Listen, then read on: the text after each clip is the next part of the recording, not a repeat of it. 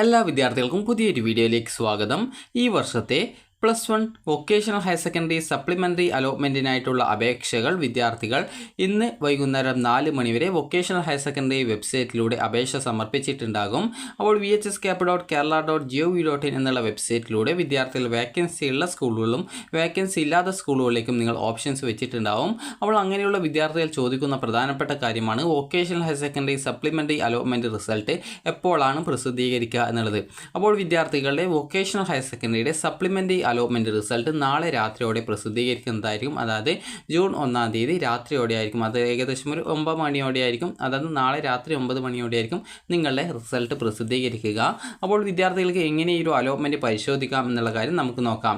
അപ്പോൾ വിദ്യാർത്ഥികൾ ആദ്യം തന്നെ vhscap.kerala.gov.in എന്നുള്ള വെബ്സൈറ്റ് ഓപ്പൺ ചെയ്യുക. അപ്പോൾ വിദ്യാർത്ഥികൾക്ക് ഈ ഒരു വെബ്സൈറ്റ് ഓപ്പൺ ചെയ്യുക. അതായത് vhscap.kerala.gov.in എന്നുള്ള വെബ്സൈറ്റ് ഓപ്പൺ ചെയ്യുക. ഇത് നിങ്ങൾക്ക് മൊബൈലിൽ തന്നെ നിങ്ങൾക്ക് പരിശോധിക്കാവുന്നതാണ്. അപ്പോൾ ഈ ഒരു വെബ്സൈറ്റ് ഓപ്പൺ ചെയ്ത് കഴിഞ്ഞാൽ ഇതുപോലെ തന്നെ കാൻഡിഡേറ്റ് ലോഗിൻ എന്ന് പറഞ്ഞുകൊണ്ട് കാണാൻ പറ്റും. അവിടെ ക്ലിക്ക് ചെയ്യുക. ക്ലിക്ക് ചെയ്ത് കഴിഞ്ഞാൽ പിന്നീട് അടുത്ത പേജിൽ ഇതുപോലെയാണ് കാണാൻ സാധിക്കുക. അതായത് ഇവിടെ നിങ്ങൾക്ക് നിങ്ങളുടെ ലോഗിൻ ചെയ്യാനുള്ള ഭാഗമാണ്. ഇവിടെ നിങ്ങൾ ചെയ്യേണ്ടത് ഇവിടെ നിങ്ങളുടെ യൂസർ നെയിം ആയിട്ടുള്ള മൊബൈൽ നമ്പർ, അതായത് നിങ്ങൾ വൊക്കേഷണൽ ഹയർ സെക്കൻഡറിയുടെ അപേക്ഷ സമർപ്പിക്കുന്ന സമയത്ത് ഏത് മൊബൈൽ നമ്പറാണോ കൊടുത്തത് ആ ഒരു മൊബൈൽ നമ്പറാണ് ഇവിടെ ടൈപ്പ് ചെയ്ത് കൊടുക്കേണ്ടത്. അതുപോലെ തന്നെ അതിൻ്റെ പാസ്വേഡ് ഇവിടെ ടൈപ്പ് ചെയ്ത് കൊടുക്കുക. അഥവാ നിങ്ങൾ പാസ്വേഡ് മറന്നു പോയിട്ടുണ്ടെങ്കിൽ ഇവിടെ ഫോർഗോട്ട് പാസ്വേഡ് എന്നുള്ള ഒരു ഓപ്ഷൻ ഉണ്ട്. അപ്പോൾ അതിൽ ക്ലിക്ക് ചെയ്യുക. ക്ലിക്ക് ചെയ്ത് കഴിഞ്ഞാൽ നിങ്ങൾക്ക് ഇവിടെ നിങ്ങളുടെ മൊബൈൽ നമ്പർ കൊടുക്കാനുള്ള ഭാഗമുണ്ട്. അവിടെ നിങ്ങളുടെ രജിസ്ട്രേഷൻ ചെയ്യുമ്പോൾ നൽകിയ മൊബൈൽ നമ്പർ കൊടുക്കുക. അതിനുശേഷം പിന്നീട് ഇവിടെ നിങ്ങൾക്ക് കുറച്ച് ഇംഗ്ലീഷ് അക്ഷരം കാണാൻ പറ്റും. അത് നിങ്ങൾ കൃത്യമായിട്ട് ഇവിടെ ടെക്സ്റ്റ് ഫ്രം ഇമേജ് എന്നുള്ള ഭാഗത്ത് ടൈപ്പ് ചെയ്ത് കൊടുക്കുക. അത് നിങ്ങൾക്ക് ഇവിടെയുള്ള ഇംഗ്ലീഷ് അക്ഷരം മനസ്സിലാവുന്നില്ലെങ്കിൽ ഇവിടെയുള്ള ആ ഒരു റിന്യൂ ബട്ടൺ ക്ലിക്ക് ചെയ്യുക.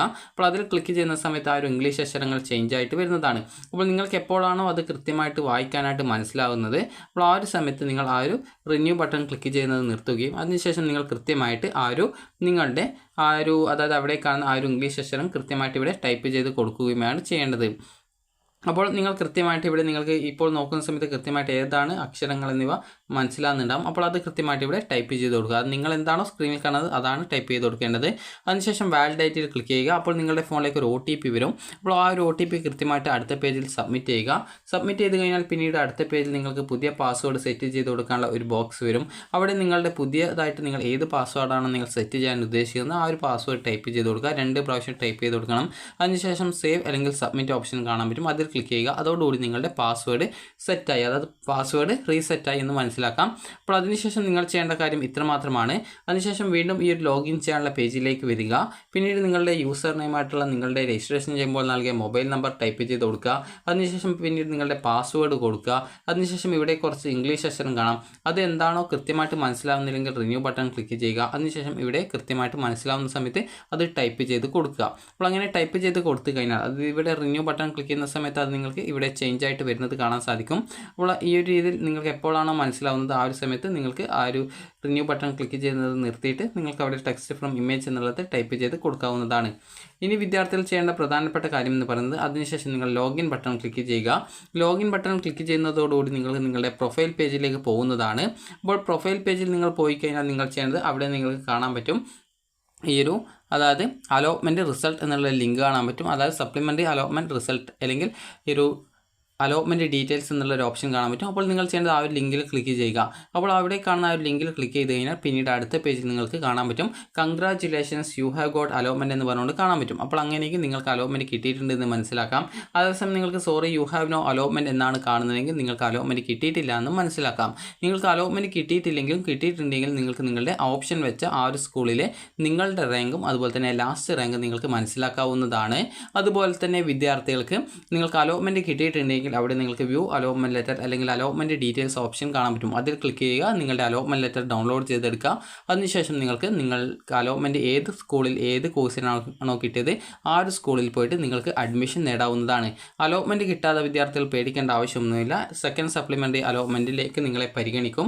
അതിനുശേഷം സെക്കൻഡ് സപ്ലിമെൻ്ററി അലോട്ട്മെൻറ്റ് ഉടൻ തന്നെ വരുന്നത് ആയിരിക്കും. അതുപോലെ തന്നെ വിദ്യാർത്ഥികൾ ശ്രദ്ധിക്കേണ്ട പ്രധാനപ്പെട്ട കാര്യം എന്ന് പറയുന്നത് വിദ്യാർത്ഥികൾക്ക് ഇപ്പോൾ അലോട്ട്മെൻറ്റ് കിട്ടിയിട്ടുണ്ടെങ്കിൽ കിട്ടിയിട്ടുള്ള സ്കൂളുകളിൽ നിങ്ങൾ അഡ്മിഷൻ നേടുക.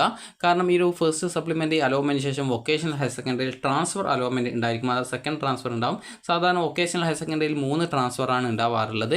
അപ്പോൾ ആ ഒരു ട്രാൻസ്ഫർ ഈ ഒരു ഫസ്റ്റ് സപ്ലിമെൻ്ററിക്ക് ശേഷം പിന്നീട് അടുത്തതായിട്ട് ട്രാൻസ്ഫറാണ് വൊക്കേഷണൽ ഹയർ സെക്കൻഡറിയിൽ ഉണ്ടാവുക. അപ്പോൾ സപ്ലിമെൻ്ററി കിട്ടിയിട്ടുള്ള വിദ്യാർത്ഥികൾക്ക് ആ ഒരു അലോട്ട്മെൻറ്റ് കിട്ടിയ സ്കൂളുകളിൽ അഡ്മിഷൻ നേടുക. അതിനുശേഷം പിന്നീട് നിങ്ങൾക്ക് മറ്റ് കോഴ്സുകളിലേക്ക് മാറണമെന്നുണ്ടെങ്കിൽ ട്രാൻസ്ഫറിന് അപ്ലൈ ചെയ്യാൻ സാധിക്കുന്നതായിരിക്കും. അതുപോലെ തന്നെ വിദ്യാർത്ഥികൾക്ക് അലോട്ട്മെൻറ്റ് കിട്ടാത്ത വിദ്യാർത്ഥികൾ അടുത്ത സെക്കൻഡ് സപ്ലിമെൻ്ററി അലോട്ട്മെൻറ്റിന് വെയിറ്റ് ചെയ്യുക. ഇങ്ങനെ സെക്കൻഡ് സപ്ലിമെൻ്ററിക്കും കിട്ടിയിട്ടില്ല എങ്കിൽ പിന്നീട് നിങ്ങൾക്ക് സ്പോട്ട് അഡ്മിഷനിൽ നിങ്ങളെ പരിഗണിക്കും. അപ്പോൾ നിങ്ങൾക്ക് അതിൻ്റെ വെയിറ്റിംഗ് റാങ്ക് ലിസ്റ്റ് പ്രസിദ്ധീകരിക്കും. പിന്നീട് നിങ്ങൾക്ക് സ്കൂളുകളിൽ കോൺടാക്റ്റ് ചെയ്ത് അഡ്മിഷൻ നേടാനും സാധിക്കുന്നതാണ്. അപ്പോൾ വിദ്യാർത്ഥികൾക്ക് നിങ്ങളുടെ ഈ ഒരു അലോട്ട്മെൻറ്റ് റിസൾട്ട് നാളെ രാത്രിയോടെ ആയിരിക്കും നിങ്ങളുടെ അലോട്ട്മെൻറ്റ് റിസൾട്ട് പ്രസിദ്ധീകരിക്കുക. റിസൾട്ട് വന്നു കഴിഞ്ഞാൽ നിങ്ങളെ ആ ഒരു വിവരം അറിയിക്കുന്നതാണ്. അലോട്ട്മെൻറ്റ് കിട്ടിയാൽ വിദ്യാർത്ഥികൾ നിർബന്ധമായിട്ടും അലോട്ട്മെൻറ്റ് കിട്ടിയ സ്കൂളുകളിൽ ജോയിൻ ചെയ്യുക. അപ്പോൾ നിങ്ങൾക്ക് ഹയർ സെക്കൻഡറിയിലും വൊക്കേഷണൽ ഹയർ സെക്കൻഡറിയിലും രണ്ടിലും അലോട്ട്മെൻറ്റ് കിട്ടിയിട്ടുണ്ടെങ്കിൽ നിങ്ങളുടെ താല്പര്യപ്രകാരം നിങ്ങൾക്ക് എവിടെയാണോ അഡ്മിഷൻ എടുക്കാൻ ആഗ്രഹം അതനുസരിച്ച് നിങ്ങൾ അഡ്മിഷൻ നേടുക. അപ്പോൾ വിദ്യാർത്ഥികൾക്ക് ഈ ഒരു വീഡിയോ ഉപകാരപ്രദമായിട്ടുണ്ടെങ്കിൽ ലൈക്ക് ചെയ്യുക, ഷെയർ ചെയ്യുക. Thank you for watching.